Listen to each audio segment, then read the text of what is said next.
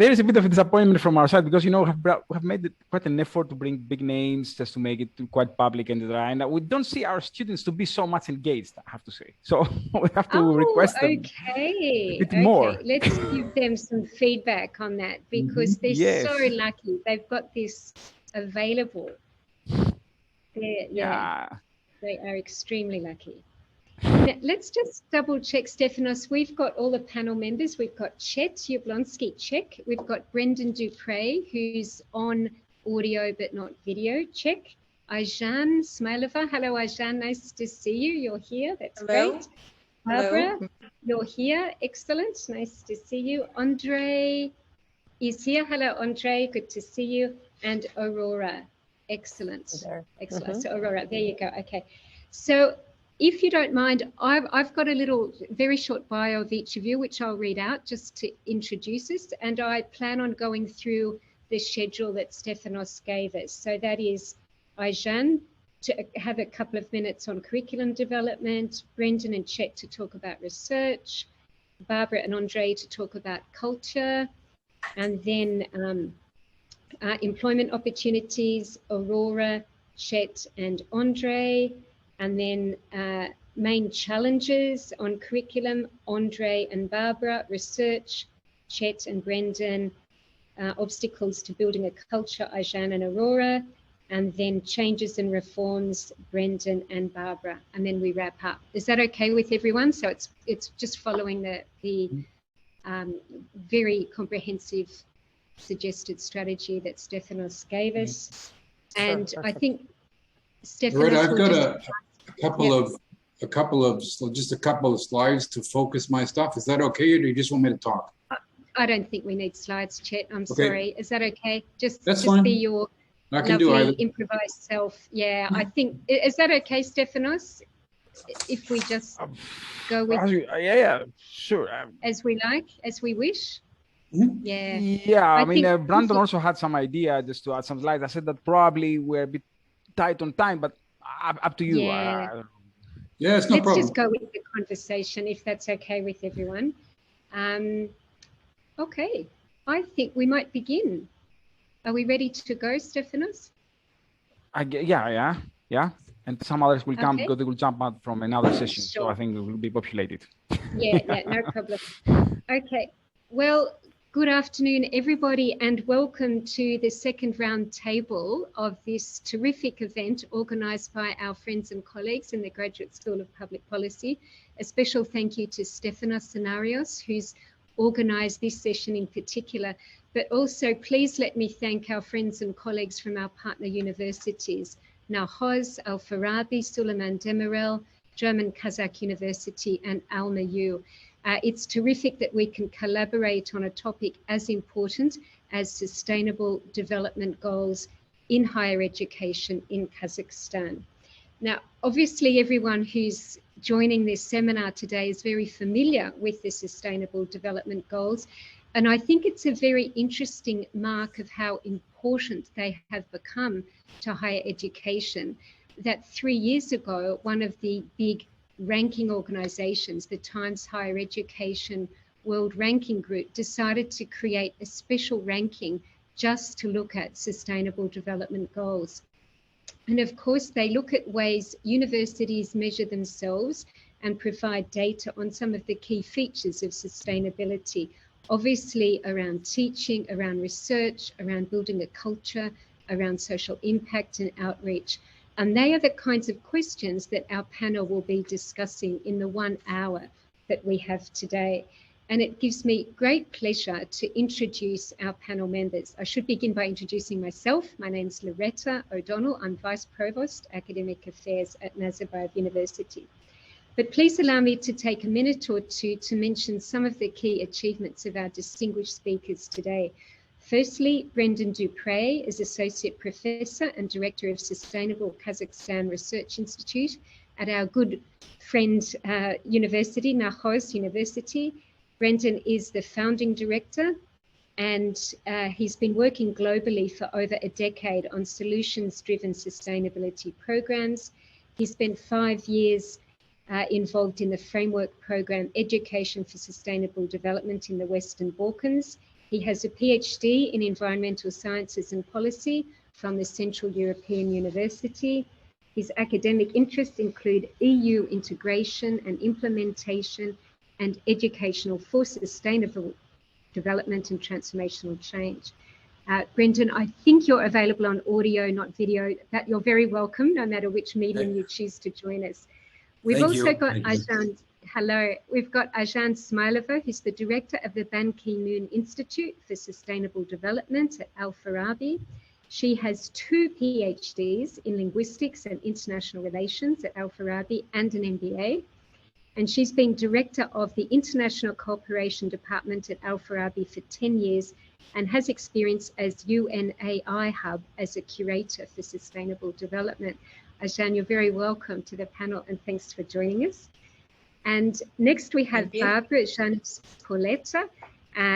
Barbara is Vice Rector on International Cooperation and Public Relations at the Kazakh-German University. She's been working since 2011 on behalf of the German Academic Exchange Service, building up and supervising the Regional Master of Arts program in integrated water management. She's been a UNESCO chairholder for water management. Her teaching and research fields cover legal framework and institutional interstate cooperation. She's the co-editor of the Central Asian Journal on Water Research, an open access peer-reviewed journal dedicated to all aspects of water management in Central Asia. Barbara, you're very welcome and thank you for your time. I think we're discovering that almost nothing is more important than water as we move forward into this world of climate change. Next, we have Andrey Bogdanchevold, who's the Vice Rector for Academic Affairs at Suleyman Demirel University. And he has a bachelor's, master's and PhD from Suleyman Demirel. He's a recognized expert in IT and data science. His duties include coordinating scientific processes and providing academic support to faculty, as well as scientific departments of the university. Andrey, you're very welcome. Thank you for coming today. Aurora Díaz Soloaga is the Director for the Development of Civil Society at Almaty Management University. She has a long experience as a mentor and advisor in educational institutions in Almaty at KBTU, Suleyman Demirel, UIB, and Kumbel Training Center. She's also been an official representative of the Institute of Moral Leadership in Central Asia. Aurora, it's great to have you here. Thank you for joining us. And finally, please let me introduce my colleague, Chet Jablonski, who is Vice Provost for Research here at Nazarbayev University. And Chet has been involved in graduate studies for many years in Canada and also in the UAE. He joined Nazarbayev University in 2018, where he was responsible for revitalizing and reforming all of our graduate studies. Now that he's done that, he's gone on to take on a new role as Vice Provost for Research. And it's in that capacity that he joins us today. So Chet, thank you. Thank you very much for being here. So we've got a lot of experience from a lot of different countries, and everyone shares an interest in sustainable development goals and how universities can help to reinforce those goals and those principles. So if I may, I'm going to begin with you, Aizhan, and ask you a question about curriculum development. Can you kindly share with us some of the new initiatives or practices, projects related to the broad topic of sustainability and the development goals that you're seeing in your own university in recent years, particularly in terms of curriculum? Okay, thank you. I hope you hear me well enough. Yes, thank you. Yep. It's a great privilege to start this talk. Actually, it's easier to speak after someone. Well, speaking about the initiatives, yes, for many years of our work on this Sustainable Development Goals realization, we have many initiatives, actually. The biggest one is the Green Bridge Through Generations that we started in 2012, starting with, we presented this initiative on the Global Summit in Rio de Janeiro. That summit was devoted to SDGs, Rio +20, if you remember. So we used to be one of the only university from Central Asia, and we presented it, and it was very successful. And as a result, we established we launched chairs. So we have 2 chairs of UNESCO Chair on International Journalism and Media in the Society, and UNESCO Chair on Sustainable Development. So it's our main mission to realize educational programs and to develop curricula. So if we speak about curricula, yes, these 2 chairs, they develop different programs and modules. Well, chair of UNESCO Chair on Journalism turns out to be more successful because they are a little bit older. They had more time to develop educational programs, and they already start these programs. For the last couple of years, I can say media communication, full educational program, journalistic data, business communication, creative industry. So these are new programs that have been developed by the chair. And the very fresh program that we developed this year is eco-journalism. So eco-journalism, it was coordinated by UNESCO. And this educational program already passed its expertise, and it will start next year. This year we did not have enough time to start this, but next year we do hope it will be successful. Speaking about the chair on sustainable development, they don't have the full educational programs, but they have many, many modules that they succeeded to integrate into the curriculum. And to combine with the compulsory disciplines that we already have, as for example, the program of ecology. They have such modules like integrated management of water resources and sustainable development in Central Asia and Kazakhstan. The program geoecology, they have special module on green technologies as a vector of sustainable development, or they have a module management and planning for a green economy, or indicators of geoecological status and sustainable development, etc. So you see, we have many, many models on that chair that are already successfully being implemented and they are integrated into the main curricula.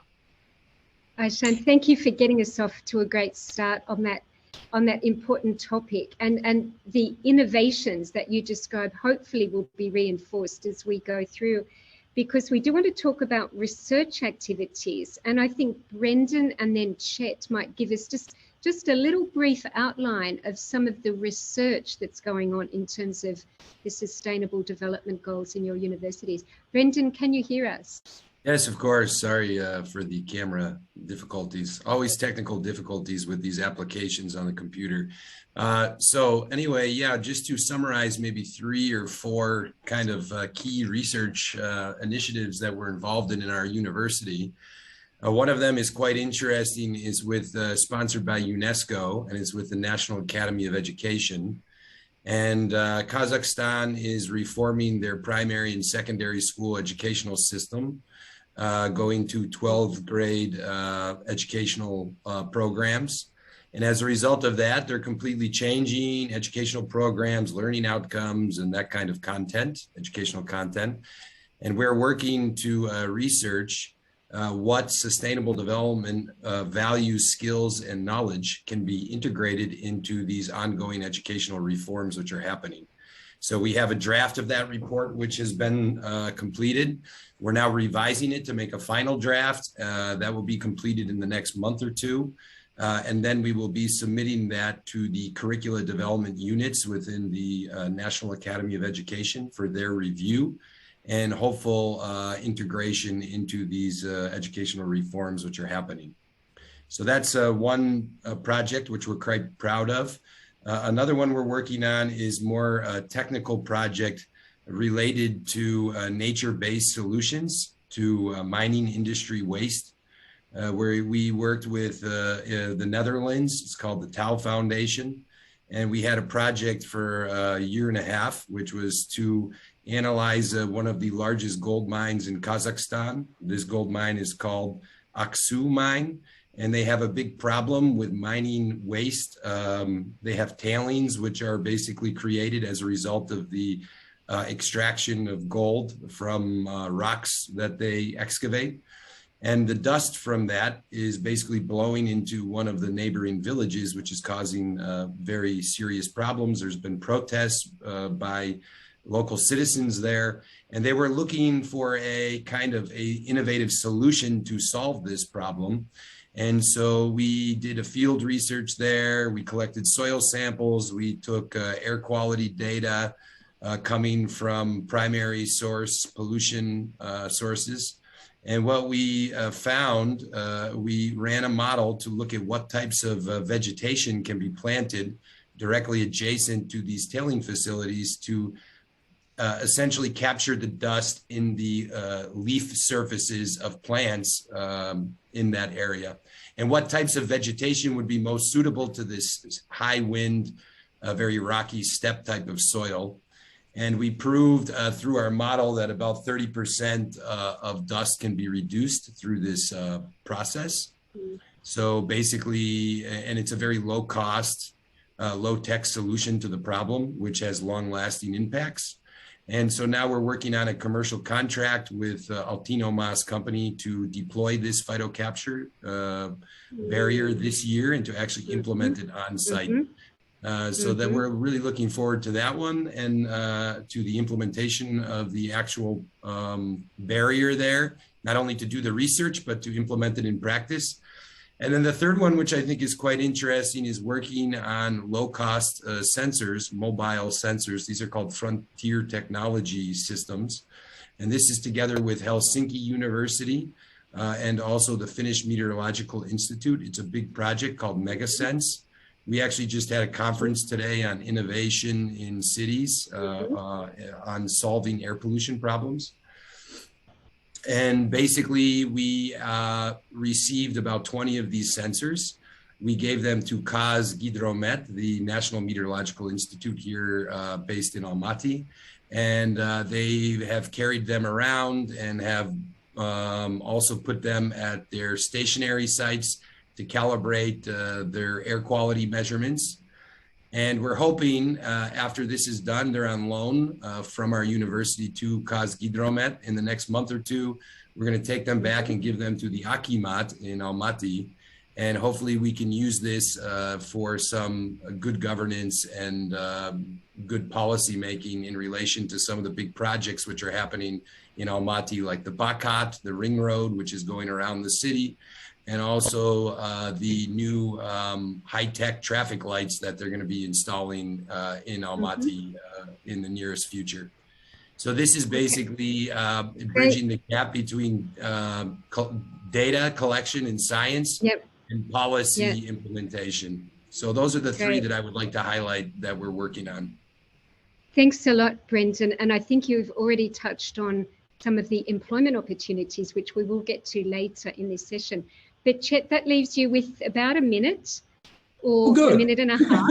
Okay. So I'll go fast. Tell us what's happening at Nazarbayev University in terms of research. I just want to review a few sort of institutional level drivers that I think will produce the graduates who really are the engines of research. They're the people that are going to solve the problems of the future. So everything we do is really geared towards producing those graduates who will come down running and solve the problems yet to be discovered as problems.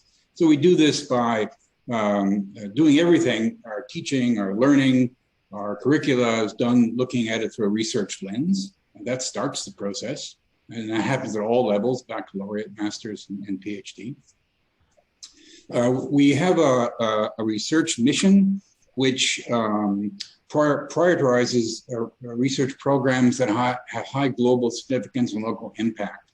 And this is where we really impact with the SDGs. We have 5 areas where we really emphasize our research impact.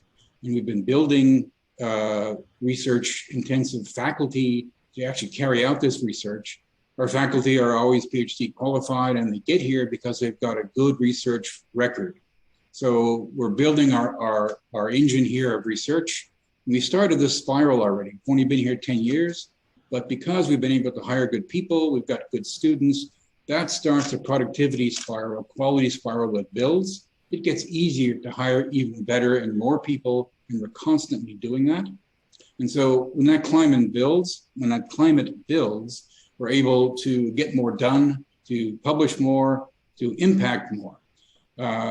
One thing we're very careful of, though, even though we have various areas which we know interface with the SDGs, we always make room for blue sky thinkers. We want to make sure that they have the opportunity to do what they think is important and follow their innovation, because it's that kind of lateral thinking that comes out in the future. You don't know what's going to connect today. 10 years from now, nobody can predict the future, so you never know. And we really push that. And we value our independence as an institution, because that allows us to do the research that our researchers think is important. So if you do good research, just more seconds. But yeah, we'll finish this off, because what you're saying is a really nice segue into the next section about building a sustainable culture. But please don't let me interrupt. Do you want to just finish what you were saying? No, it's fine. I'll just say just briefly that good research requires good funding, and without that, difficult to build the spiral. And NU is very lucky. We have a very good internal research grants program, and that's been really responsible for helping us build that spiral.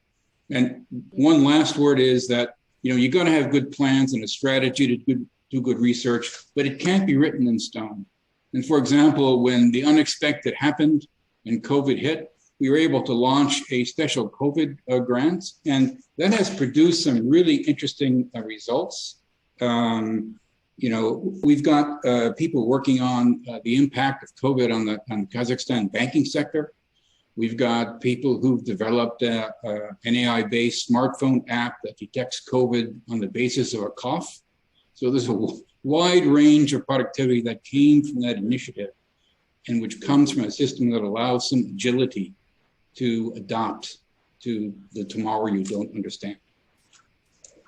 Thank you, Chet. And it is a very neat segue into how do we build a sustainable culture? And that's a very broad question, I know, but I'm going to ask both Barbara and Andrey just to give us some insights from their own universities about building a sustainable culture. I think we've already heard from our speakers so far about some of the fundamental elements. So what's happening in your environment? So Barbara, over to you first.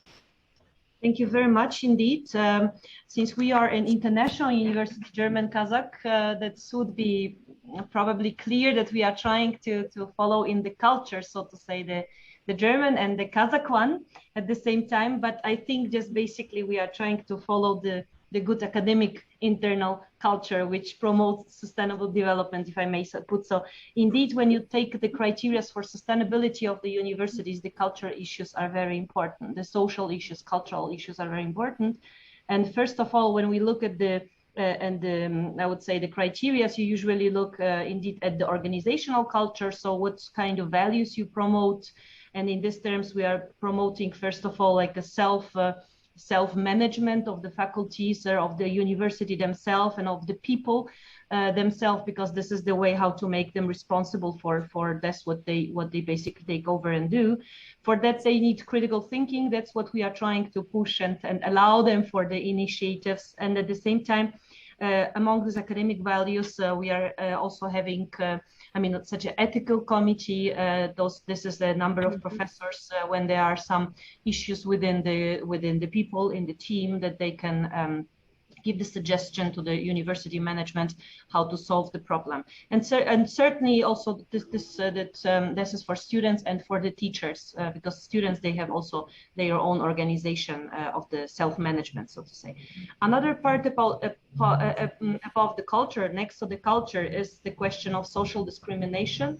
So what we are trying to do, to look in terms of the scholarships, that there is a number of scholarships for the students. They are coming both from the German side and from the Kazakhstan side, to allow the students who would be passing the exams with the good scores, but not able to pay for the fees to support them. Those are just few examples out of the time, not to name everything. At the same time, I also would like to mention the question of the people with the disabilities, with the students. This is a very challenging issue, because I don't see, even being a foreigner living for so long time already in Kazakhstan, I don't see much people with the disabilities in the society.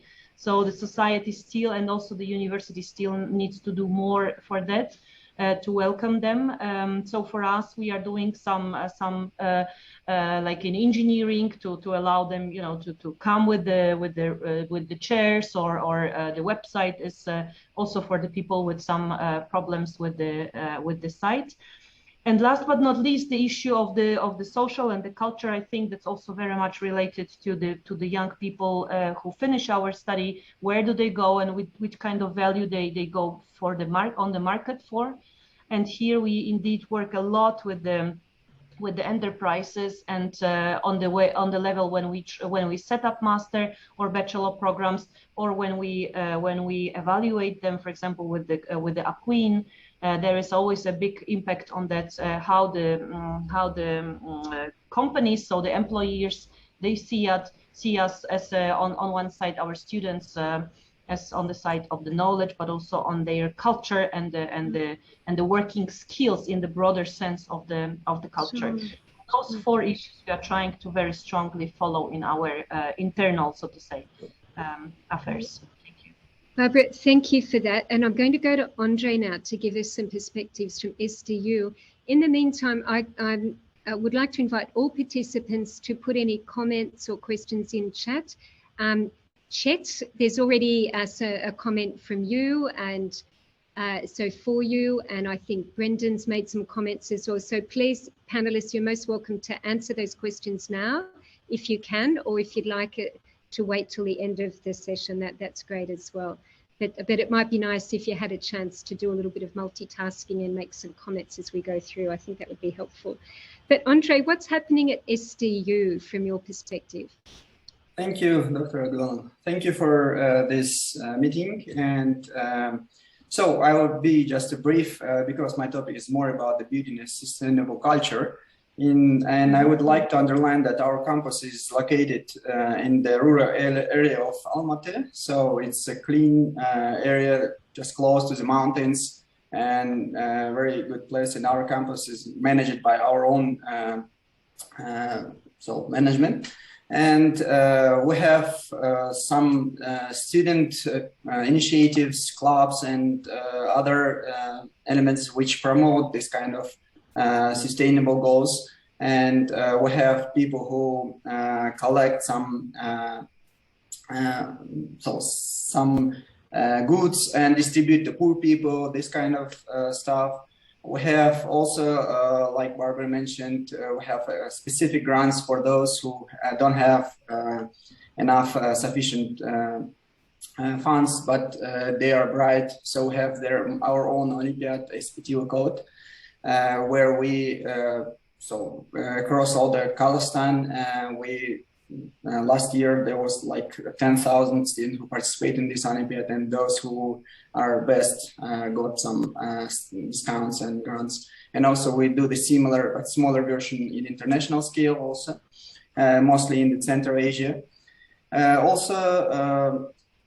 We have in our university, the culture building, we support our staff by paying half of the meal for the staff, so they pay half of this price, and half is paid by university. Plus, by the quality of education, we're also starting to make focus on the inclusivity, and we have hired a special consultant from UK who is trying to involve us and consult on the areas where we can add and extend the inclusivity elements, so that our students, so future students with some special needs, can be also served here.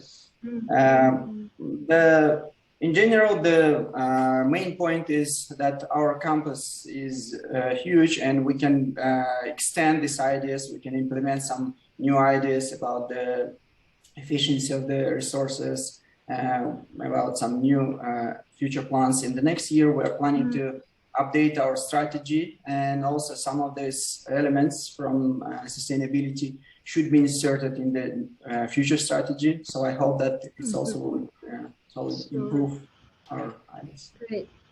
Andrey, thanks for that. I think what you and Barbara are reminding us is the role of universities as role models, as really not only teaching the Sustainable Development Goals, doing research on the Sustainable Development Goals, but living the goals internally. And that's really hard. I think we know that there's often a gap between theory and practice, but thanks for reminding us and describing some of those volunteering and other initiatives. Very impressive, I have to say, very uplifting.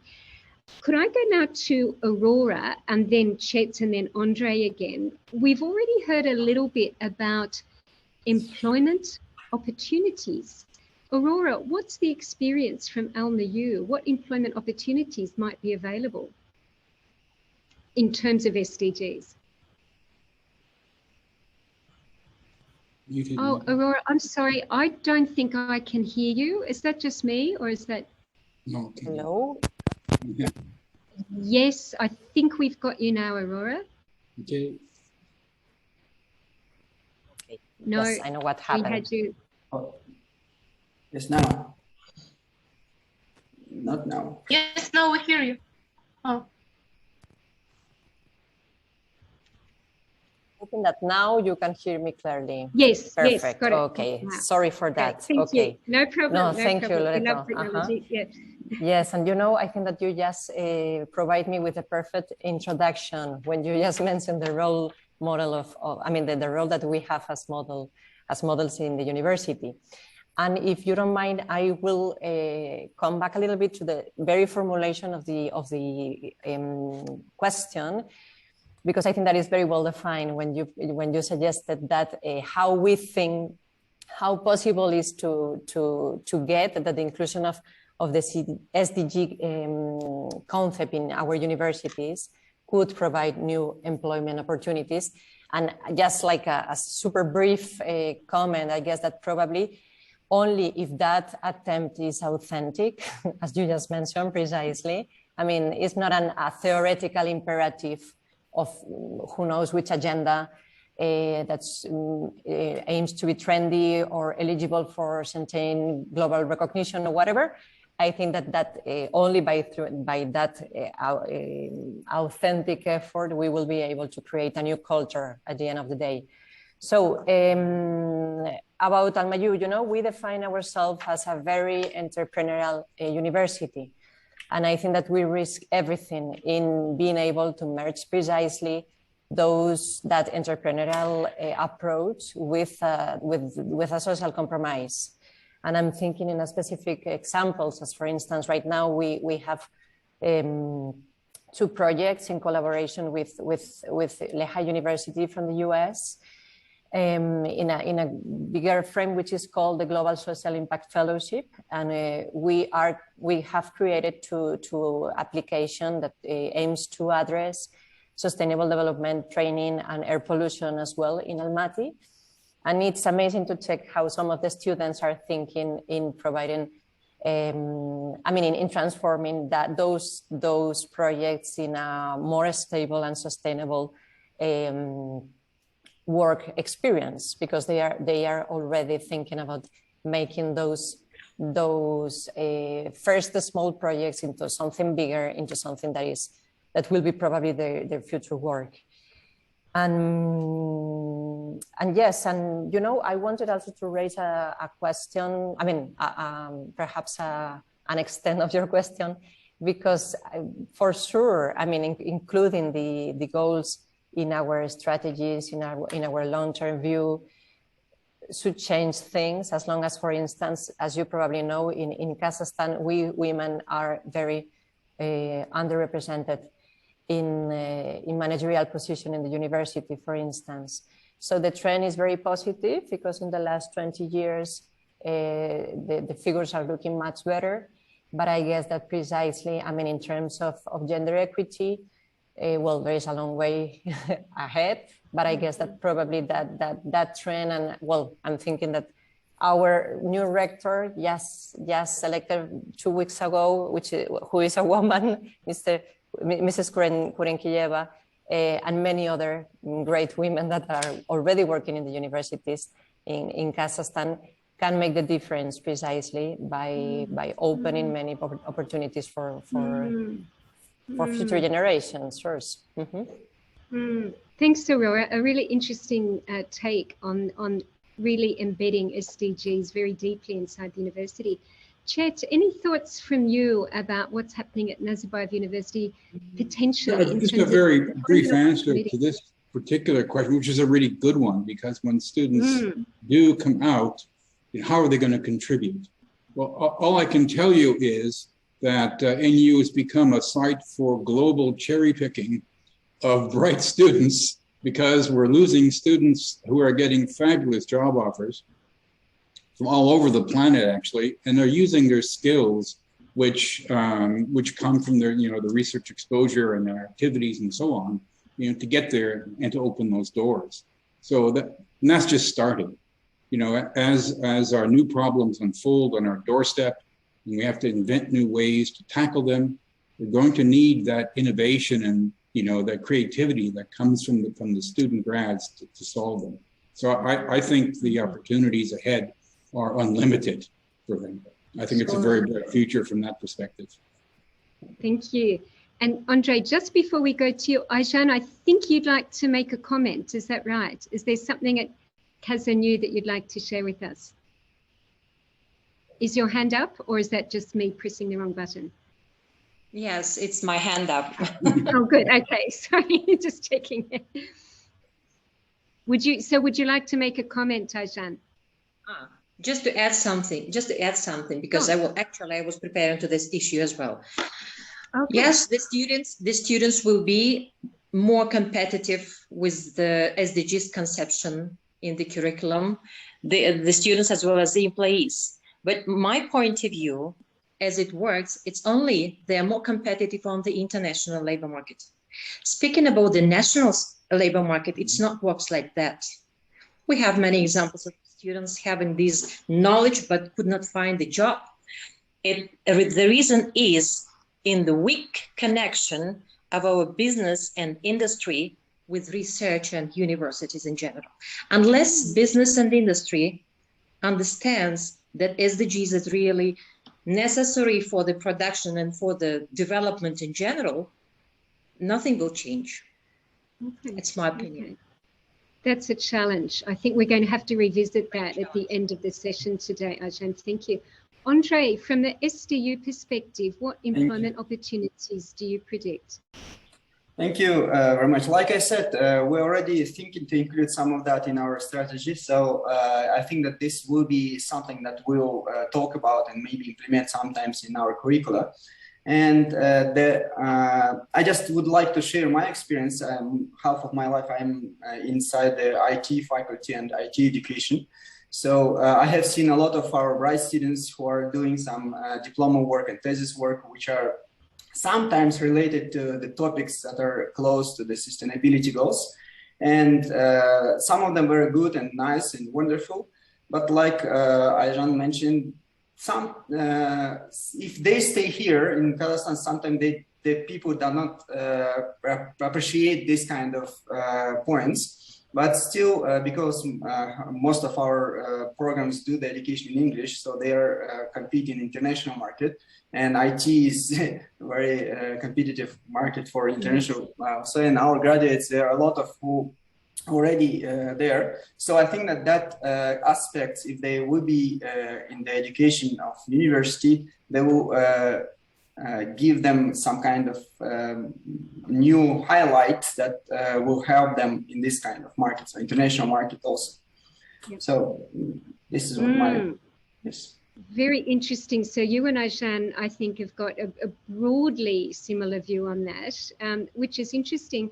As we go into the next section, which is really asking you to think about challenges, particularly in the first instances, challenges to curriculum development. So Barbara and then Andrey, can we come back to you? What challenges do you foresee, Barbara, in really driving forward on this, particularly with curriculum? Thank you very much. I think that what is very special about SDGs is that we see that all of them are very interdependent. So what we need to have more in our curricula is more interdisciplinary teaching. And our experiences, at least my here for many years here at our university, is then when you come up with a very interdisciplinary idea, it's very difficult to get the recognition in the Ministry of Education.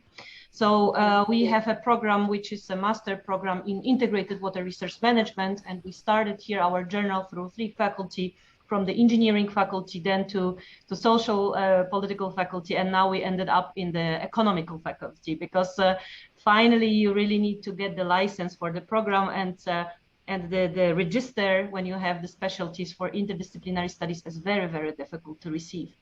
I think it's also challenging that usually you have to have a bachelor before you introduce a program in master master science, which I think is also a kind of difficult for many programs. And also I remember it was I think a year or 2 ago that as we already were in this small example of integrated water resource management program at the management faculty, ministry for a month I think was holding us breathless, saying that only managers with the people with the bachelor in economics can participate then in this program. And our idea was a totally different one. So we wanted to have an engineer who is already a water manager, who is already water expert, and we wanted to give him this interdisciplinary skills in law, politics, in geosciences, and field work on water management. So I think that those are very practical examples when it makes it very difficult to have interdisciplinary approaches to curriculum development. Yeah, it's probably just a brief example. Very interesting insight. Thank you. And I think, Andrey, according to my list, we're coming back to you on this one as well. Sorry, you've been getting a lot of questions. From your perspective, the obstacles to curriculum. What do you think? I think that one of the obstacles, I think that the main obstacle of, for example, inclusivity, if we say most of our universities are not ready. So this is just a new stage where the country is prioritizing the inclusivity aspects. And this aspect should be mentioned more and more, and we should adapt, and our curriculum should adapt to these elements so that the people from any environment can come and study. Plus, I would like to add here the challenges for lifelong learning. We just launched a new office for this kind of aspect of education for lifelong learning. We have retraining programs, we have distance learning, we have courses and so on. And that also give us a challenge. So the Ministry of Education for retraining of education studies, they just launched a new limits and new standards, and we should obey the standards, and it's developing, and always there will be some issues, problems, and we need to overcome them. So there are some issues and we should do them, and I think that we can successfully do that, but we need some time to adapt to that. We need some time. Okay, thank you. Could I move now to Brendan and Chet? What obstacles do you foresee in terms of research in the SDGs? Brendan, can you hear us? Yes, of course. So, I mean, obstacles, I think one of the main issues is people's lack of understanding of the systematic and integrated approach to these sustainable development goals. So if you look at an issue, for instance, like climate change, Kazakhstan, the president of Kazakhstan, Tokayev, agreed to carbon neutrality by 2060. That means that Kazakhstan as a country in the next 40 years will be carbon neutral, according to national declaration. So if you think about it from that perspective, okay, you have the situation where basically something like 20% of the total gross domestic product of the country is related to fossil fuel consumption. And right now you have about 96 or 97% of the country dependent upon fossil fuels. They don't use renewable energy. So in order to reach those targets, you can imagine the level of research needed to be able to do so. And not only from a very narrow perspective, you look at from an ecological perspective, but also you have to look at it from a political science perspective. You have to look at it from an engineering perspective. You have to look at it from a consumer products and consumption perspective, why people behave in the way that they do. So a humanities perspective, you need to really look integrated in all sectors of society to really understand how you can meet these very high level commitments made by the political sphere here in Kazakhstan. And that requires an integrated approach to research, which we don't have now. And so I think that for me, that's one of the major problems that we see. Is usually people are looking in a narrow expertise focused way in terms of research and not trying to look at it from a more holistic, comprehensive way. Yeah, sure. Thanks a lot, Brendan. I think that's very consistent with what Barbara was saying as well. It's very interesting. Chet, what are your thoughts about potential obstacles? Yeah, I see many, but the two that sort of, in my front lobe, and one was brought up really excellently by Jean's comment, where essentially I don't think that the country values research, understands it really. We see that when we try to interact and collaborate with private sector or public sector, companies to do research, they really don't understand what it is and don't appreciate what it is. So it's hard to move that agenda forward. It's a very slow and painful process. So I see that as one issue. One way we're trying to tackle that is, for some of our programs, is to get advisory boards in place that have members from the private and public sector, so we can voice and they can see what's happening in terms of research and take that back. And the other is, I think it's a reflection on the tendency of administrators to maybe over-administrate. They have to have a light hand on the tiller here.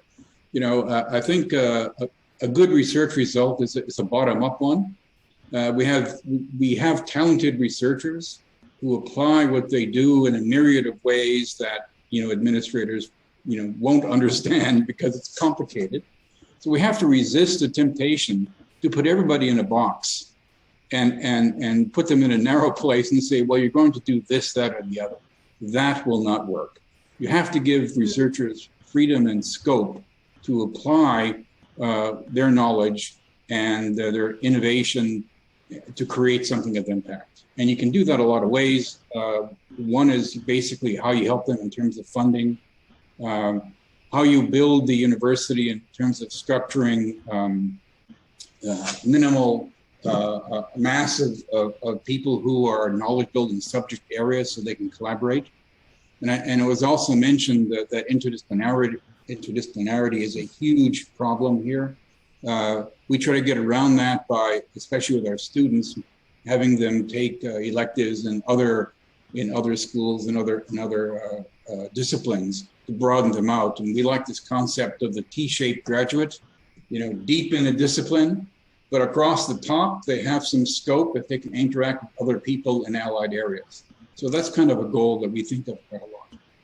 So I see those as issues. Thank you, Chet. And that brings us nicely to Aizhan again, if I can come back to you about your ideas on obstacles, on building a sustainable culture. I think you and Chet have got a few similar points of agreement on this, but what are your thoughts, Aizhan? Well, first, I agree with my previous speakers with that. I just, how to say, it's strange if Nazarbayev University have such obstacles, what shall we say about the other universities? Well, it's just a remark. Well, speaking about the obstacles, yes, we do have, as Brendan already mentioned, we have the obstacles of lack of understanding from our professors, especially the older professors, the more experienced professors. They still do not understand what it is. So young people, they absorb everything very quickly and easily, and it's actually they are the people we can structure something with them, but they need more experience and more knowledge. They don't have it. And those who are more experienced, they have knowledge, they have experience, but they don't understand what it is about. Speaking about the culture in general, well, generally speaking, I should say it should be developed not at the university, but much earlier, at school, even preschools and the families. Even in spring, our president sent a message to everybody, especially to our Ministry of Education, to include ecological education in schools, so that this subject, ecological education, should be compulsory in all the classes. Well, my younger daughter, she's a schoolgirl, primary school. I follow all the curricula. I was interested whether they will have this subject this year or not. No, they don't have it. They don't have it. She is a third grade student, a schoolgirl. Next year, they will not have it at all. Then when? When they are older one, when they go to the university, when the government is going to create this culture. So this culture should be created from the very childhood. It's just my opinion. Yeah. Very interesting. And Aurora, what are your thoughts from an Al-Mayu perspective about obstacles to building this sustainable culture? Sorry, can you hear me? Yes. Okay, perfect. Although I guess that Aizhan perhaps focus a little bit more on the perspective of, I mean, a general culture of sustainability. Perhaps I will come back to the perspective of the university, right? I mean, how in our institutions we are able to create a sustainable corporate culture, let's say. And perhaps we should be able to transform to land, to convey that general appreciation of sustainability, I guess, into values and mindsets.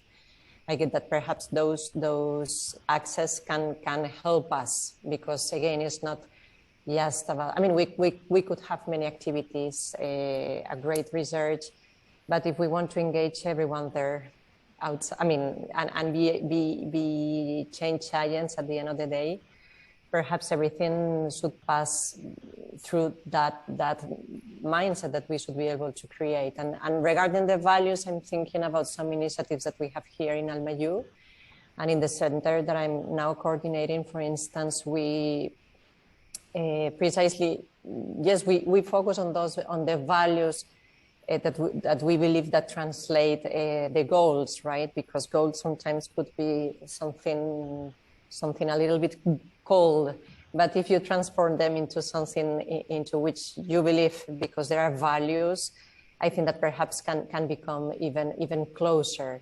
And I'm thinking about, for instance, an initiative that we have, which is called Academia NGO, to promote capacity building for NGO workers. And that's something that many times we promote. I mean, focusing on the values, on the specific values that we all are looking for together. And it's very beautiful to check that through specific values, we are making those goals something closer and realistic. Thank you, Aurora. And that brings us neatly to a question that's essentially the final question for our panel members, and it's to Brendan and then Barbara. So what do you think, based on your experience and based on the ideas we've heard from the panel today, what do you think, Brendan and Barbara, are the changes and reforms required to do a better job in including the SDGs in tertiary education in Kazakhstan? So not just your own university, but about the national experience. What would you say? Brendan, over to you first. So automatically, first thing that comes to mind is that in general education requirements, you should have a course on the sustainable development goals and more broadly sustainable development. So it should be part of the core requirement for all students, regardless of what subject what major they have in the university. So that's number one. And actually, there was an idea in Narxoz to do that. Unfortunately, we had change of administration, so it hasn't been fulfilled, but we're hoping maybe at some point that can happen. Also, I think in terms of the curricula development, that there should be a focus on integrating cross curricula, sustainability related skills and learning outcomes across disciplines and across schools. So it shouldn't be that, okay, we develop, I mean, it's fine to have a specific subject related to sustainable development, but it's also very good to integrate the elements of sustainable development into all subjects and into all majors and into all schools across curricula.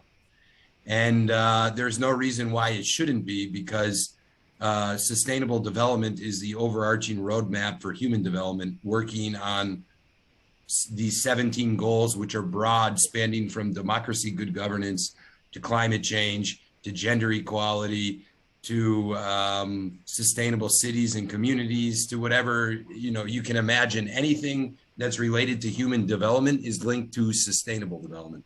So it should naturally be integrated into all subjects, schools, and curricula. So I would say those are the two main kind of recommendations that I would have. It's more of like a reform in how education for sustainable development is delivered in higher education. And then, of course, on a more kind of sidelines in regards to research, I would say also trying to link different experts from different fields to try to use knowledge from a wide array of expertise to solve sustainability related problems. So I think that that's another issue. And like Chet said, I completely agree with him. Like he said in his opening speech, is that you need to be flexible as a researcher and to see what challenges there are within a society or within a community, and then try to focus your research in a way that seeks to try to help understand and address those challenges. So to be flexible in your research.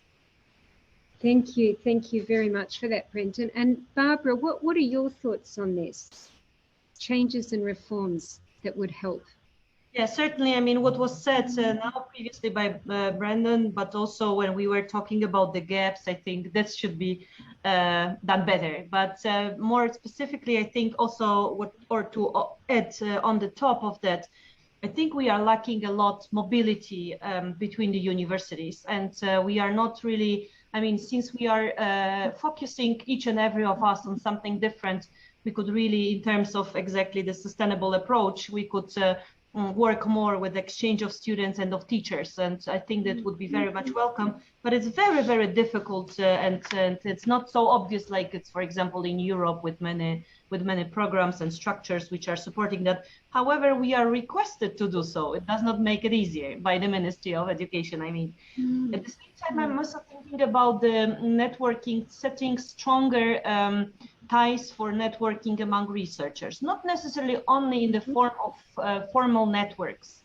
because but also not excluding this, but in the sense of really making sure that those people who are interested in the same topics for research or for capacity building, that they can learn from each other, and that we can have an access to what has been published in the different universities, because very often this is like this ends up in the university's journals, and the others would not really know who the researchers are and who to network with or to link together to make, for example, common projects which would highlight the interdisciplinarity and try to respond to the challenges in sustainable development in Kazakhstan.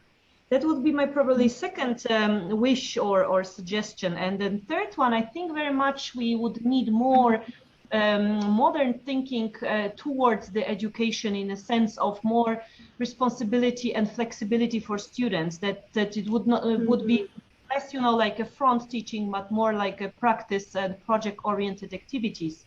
And also maybe for some areas it would be like more entrepreneurial skills supporting. But I'm not thinking only about the economists, but also even in the natural sciences or in the social sciences, we always need people who can think and act later on as an independent individual, be it in the civil society or in the economy of country as entrepreneurs.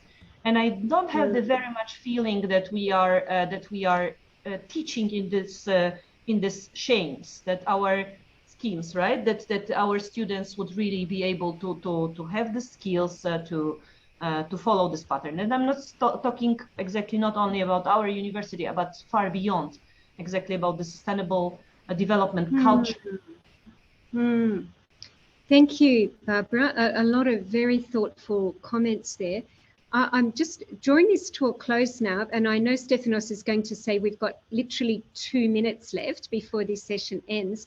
But Chet, can I give you one of those 2 minutes, please? Because there's a question for you in the chat from Maya, and she's really asking, what do you think are the top priorities for young researchers in the next 5 years? What, just based on your experience so far, what would you say would be the top priorities? I'd come back to this T image, that, you know, the students have to be deep in a discipline. They have to have some knowledge to contribute. But problems are solved in groups. Problems are solved by communal thinking.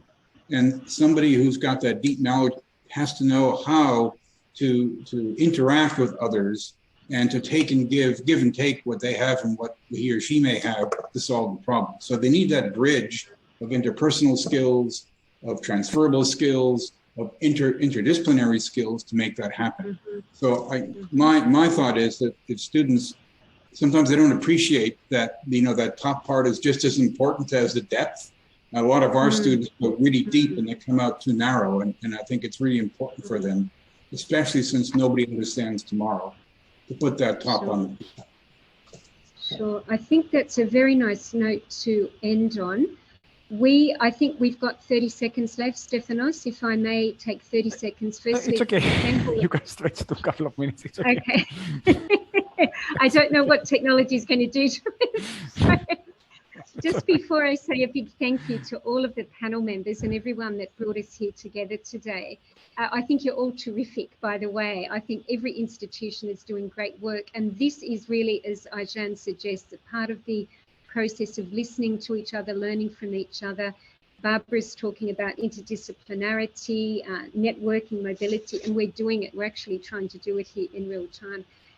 Before I do that, I think just briefly, some of the themes I'm hearing are making this explicit in our curricula in universities. It's implicit in ours, but I think the challenge I'm hearing from Brendan is to make it explicit.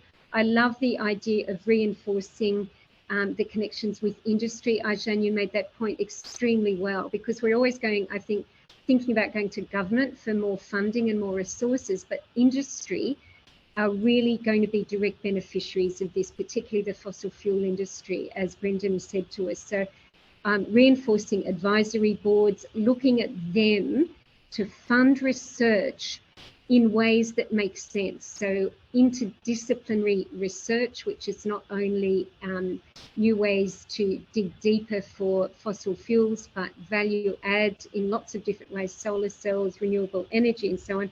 But as I think, again, it was Brendan saying, the integrated approach means absorbing ideas from political science, economics, all the different disciplines to come together. So interdisciplinarity, closer connection with industry, mobility, flexible thinking amongst researchers, teamwork, and all of us continuing to work together. They're just some of the simple themes and summary messages I would give today. But I would like to say just thank you to everybody for the work that you're doing in your universities, for the great work that you're doing, really making this a live issue, and for our colleagues such as Stefanos for bringing us together to have this conversation. So I think this is just the beginning. There's a lot more to learn, a lot more to share, but thank you very much everybody for your time today. Really appreciate it. And thanks to all our audience, and thank you for the questions, much appreciated. And thank you, Loretta, for your moderation. It was very good and effective. Thank you. Yes. Thank you. Thank you. Bye. Thank you. Bye. Thanks everybody. And Stefanos for hosting this session. Thank you very much. We'll continue afterwards. Nice meeting all of you. For sure. Bye. Thanks very much everyone. Let's keep in touch. Take care. you. Bye-bye. Bye-bye.